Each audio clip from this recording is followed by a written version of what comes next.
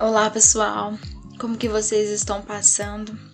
A gente vai dar início, à nossa primeira semana do volume 3 do Plano de Estudo Tutorado. E para essa primeira semana, voltado para o terceiro ano do ensino médio, a gente vai falar um pouquinho sobre a segunda lei de Mendel. Como a gente trabalhou nas outras semanas, a gente viu sobre a primeira lei de Mendel. O que a primeira lei de Mendel trazia para a gente recordar ali? Ele falava que cada caráter era determinado por um par de fatores, que iam se separar. E que durante a formação dos gametas, assim o que acontecia? Cada gameta tem apenas um fator para cada característica. Essa era a primeira lei de Mendel. Então ele acreditava que apenas um fator para cada característica. Já na segunda lei de Mendel, também chamada de lei da segregação independente, ele estabelece que os fatores, que são os alelos, por duas ou mais características, se distinguiam, independentemente durante a formação dos gametas e se combinavam por acaso. Então, Gregor Mendel ele foi capaz de realizar essas afirmações após estudar duas características ao mesmo tempo. Então, antes ele pegava uma característica por vez. Nesse segundo estudo dele, que gerou a segunda lei de Mendel, ele começou a pegar mais de uma característica. Então, como que ele desenvolveu seus experimentos, Como a gente sabe, Mendel ele realizou seus experimentos utilizando ervilha. Recordando, era fácil cultivo, um ciclo de vida curto, então por isso que ele escolheu trabalhar com as ervilhas. O que acontecia? As quais elas possuíam, características, que podiam ser analisadas facilmente, como eu acabei de falar. E inicialmente ele estudou apenas uma característica por vez, que ajudou na formulação da primeira lei de Mendel, como eu já falei. E posteriormente ele analisou as duas características ao mesmo tempo. Como que foi feita essa análise das características, Então, utilizamos como exemplo, para aplicar o experimento de Mendel, a cor e o formato das ervilhas. Então, a cor da semente pode ser amarela ou verde. E o formato ele pode ser liso ou rugoso. A cor amarela era representada pela letra Vzão, enquanto a cor verde era representada pelo Vzinho. Já o formato liso era representado pelo Rão e o formato rugoso por Rinho. Então, a cor amarela era dominante sobre a cor verde, e o formato liso era dominante sobre o rugoso. Então, como que a gente vai entender melhor isso aqui? Mostrando aqui a imagem vai ficar um pouquinho mais claro. Ele pegou, como a gente vê aqui no topo, na geração P, que se chama geração parietal, ele pegou sementes amarela e lisa, cruzou com verde rugoso, que é o que dá para ver ali. Desse cruzamento, ele obteve na geração F1 100% de amarelos lisos. Como que eu sei que é amarelo liso? Porque eu sei que o Vzão é condicionado à cor amarela, ela é dominante sobre o Vzinho, que condiciona a cor verde. E o Rão também é dominante sobre o Rinho. Então, por isso que eu sei que na geração F1 eu tive 100% heterozigotos amarelo liso, o que ele começou a chamar de dihíbridos, tá?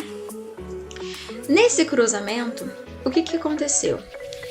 Para ele analisar a geração F2 e ficar mais fácil de compreender, como são mais, eu tô envolvendo, não é apenas uma característica, são duas características que eu estou analisando aqui.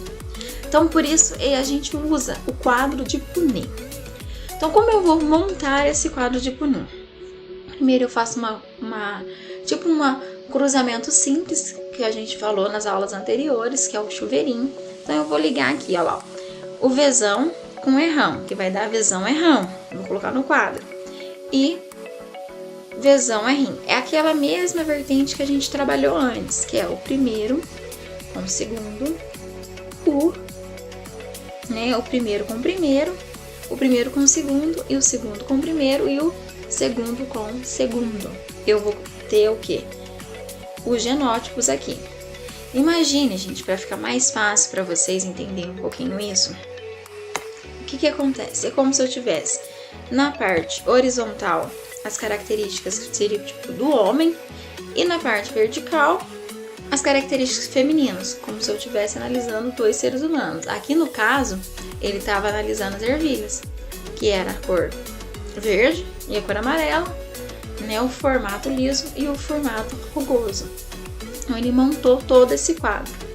Depois eu vou tendo um ligamento, que é, para vocês verem, para montar esse segundo quadrinho aqui, eu pego Vzão com Vzão, errão com errão, eu formo o quê?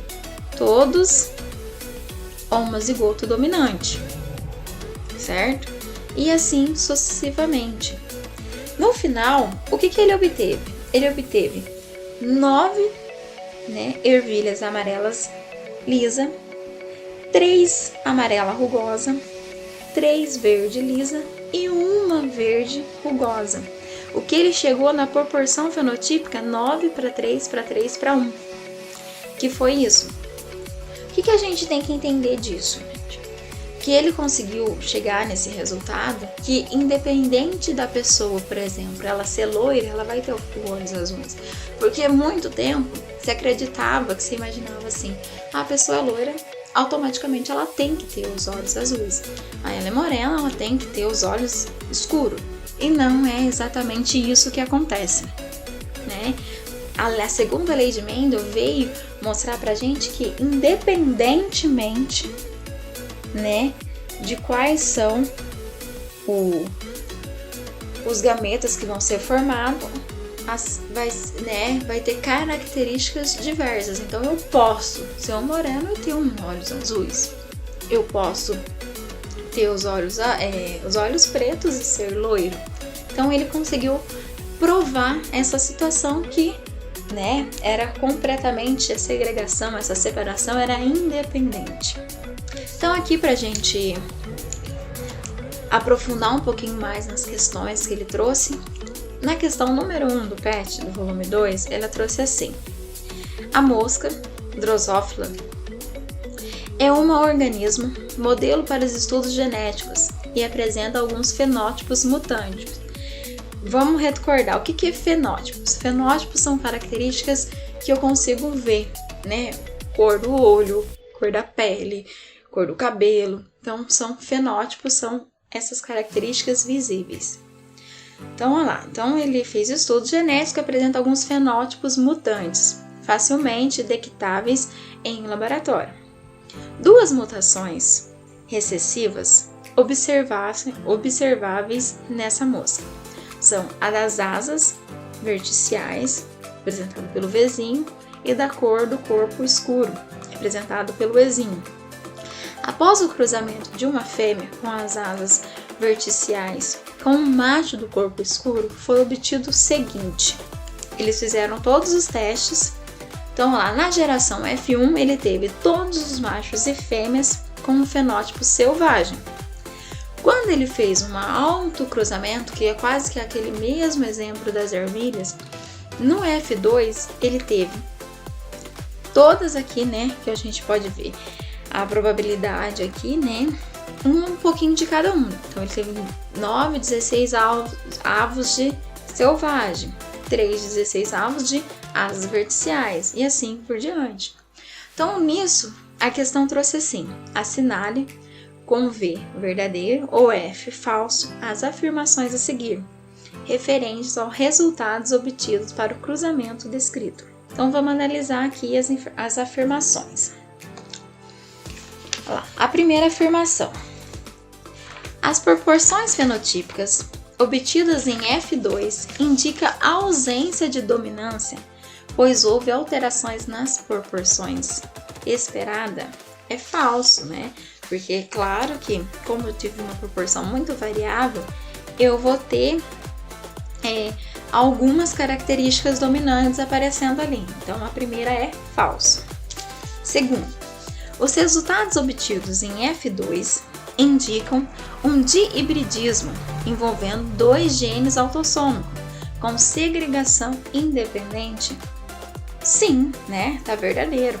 Como a gente viu nos exemplos, a segunda lei de Mendel já traz pra gente que essa segregação independente é chamada de dihibridismo. Autossômico, porque eu tô fazendo um cruzamento entre uma fêmea e macho, então essa característica pode atingir tanto o sexo feminino como o sexo masculino. Então a segunda afirmação é verdadeira. A terceira afirmação lá. As proporções obtidas em F2 estão de acordo com a lei de Mendel. O princípio da segregação independente dos caráteres também é verdade, né? Porque a gente sabe que as proporções que estão na questão, ela é perfeitamente de acordo com a segunda lei de Mendel, que é aquela 9:3:3:1, certo? Então a terceira afirmação também está correta. A quarta e última. Os pares de alelos desses genes estão localizados em cromossomos homólogos? Essa é falsa. Por quê, gente? Que na segunda lei de Mendel, ela só vai aplicar, né, nos genes que estão localizados em cromossomos não homólogos. Então, ela não se localiza em cromossomos homólogos. Então, essa afirmação está falsa. Então, se a gente analisar aqui as alternativas, são qual a sequência correta de preenchimento dos parênteses, né, de cima para baixo. Então, a primeira era falso, a segunda verdadeiro, a terceira verdadeiro e a última falso. A questão que se encaixa aqui foi o quê? A letra E. Na questão 2, né, da PUC do Rio de Janeiro. Uma linhagem pura de uma variedade de ervilhas de semente lisa, gene dominante, com flores brancas, gene recessivo, foi cruzado com outra linhagem pura de uma variedade de sementes rugosas, gene recessivo, de flores roxas, que tem o gene dominante. Ele trouxe pra gente que a semente lisa, ela era dominante, então provavelmente ela seria azão. E a semente rugosa era recessiva, então azinho. As flores brancas recessiva, vamos colocar como bezinho. E as flores roxa dominante, bezão. Então o que eu tenho aqui? Então, como que vai ser a proporção de indivíduos com sementes rugosas e flores brancas? Né? Será a seguinte, então para mim conseguir chegar na proporção de indivíduos que ele vai ter, eu tenho que montar aquele quadro de Punnett. Então eu vou pegar como se eu estivesse fazendo o cruzamento entre eles, novamente, e vou colocar os genótipos aqui. E vou fazendo o cruzamento, azão com azão, bezão, e assim por diante. E eu vou ter na relação. Eles querem saber na questão, né, qual que é a proporção de indivíduos com sementes rugosas e flores brancas. Então, como eu sei que sementes rugosas é azinho e flores brancas é bezinho, então automaticamente o único de todos os cruzamentos que eu fiz, eu tive uma vez parecendo um indivíduo que tem essa característica, né, de flores brancas e sementes rugosas. Então, de toda a proporção, eu tenho 1/16. Então, é a letra A. Então, se eu posso analisar aqui, por exemplo, aqui no primeiro, azão com bezão, eu vou ter o quê?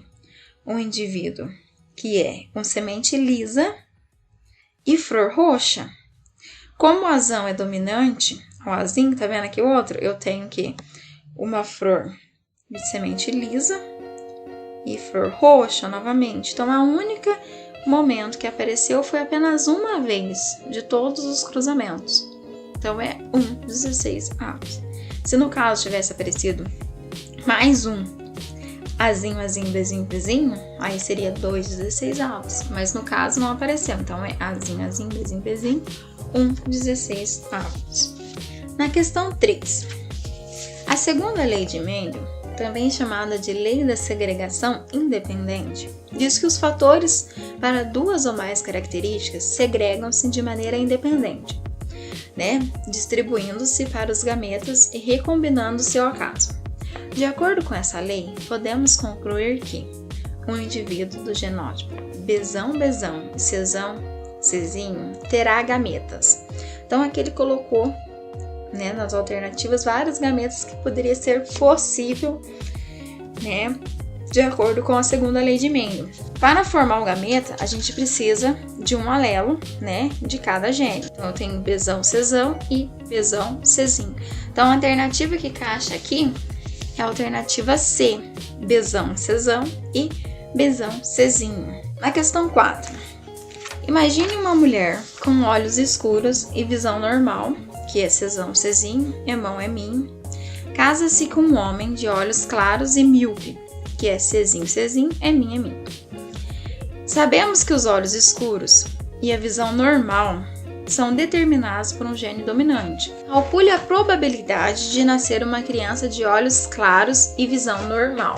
Então, aqui nessa questão, ele quer saber qual que é a chance desse casal, né, ter uma criança de olhos claros e com a visão normal.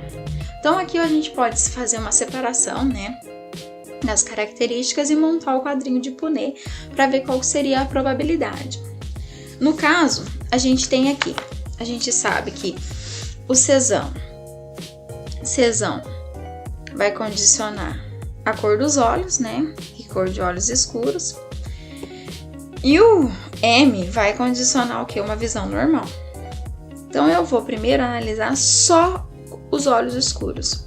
Então, eu vou fazer ali um cruzamento entre Czinho, Czinho com Czão, Czão. Então, eu fiz o cruzamento, gente, separando as características, entendeu? Então, eu peguei aqui a característica da mulher, né, de ter olhos claros, escuros, né? E a característica do homem aqui de ter olhos claros. E vou fazer o cruzamento. Então, eu sei que o homem é Czão, Czinho, então ele tá aqui, né, na horizontal, e a mulher tá aqui na vertical, Czinho, Czinho. Então, eu vou fazer o cruzamento entre eles. Czinho com Czão, Czão, Czinho. Czinho com Czão, Czão, Czinho. E depois, Czinho com Czinho, Czinho, Czinho. Czinho, Czinho, Czinho, Czinho. Então, eu tive aqui as chances de ter olhos claros de 1/3, tá? Czinho, Czinho. Aqui, em relação à visão, então, eu peguei da mulher e do homem novamente, separadamente. Então, eu fiz Emão com Eminho, Emão, Eminho, Eminho com Emão, Emão, Eminho, depois Eminho, Eminho, o Eminho, Eminho, que eu também tive 1/3 de chance de ter uma visão normal. Nesse caso, o que eu vou fazer para mim saber a probabilidade de nascer uma criança com olhos claros e visão normal? Então, eu vou pegar a característica de olhos claros que eu tive probabilidade, mais a probabilidade que eu tive de ter uma visão normal, e vou multiplicar ele. Então, eu vou fazer 1/3 vezes 1/3, eu vou ter 1/4 de chance de ter uma criança, né, de olhos claros e visão normal. Se a gente for simplificar aqui em porcentagem, seria 25% de chance de obter uma criança com essas características. Na questão 5, trouxe assim: um indivíduo com o genótipo Azão, Azinho, Bzinho, Bzinho, Czão, Czinho e Dzão, Dzinho apresenta 4 tipos diferentes de gametas. Então, ela tem quantos tipos diferentes de gametas? Então, ele quer saber desse genótipo quantos tipos de gametas diferentes ele pode ter.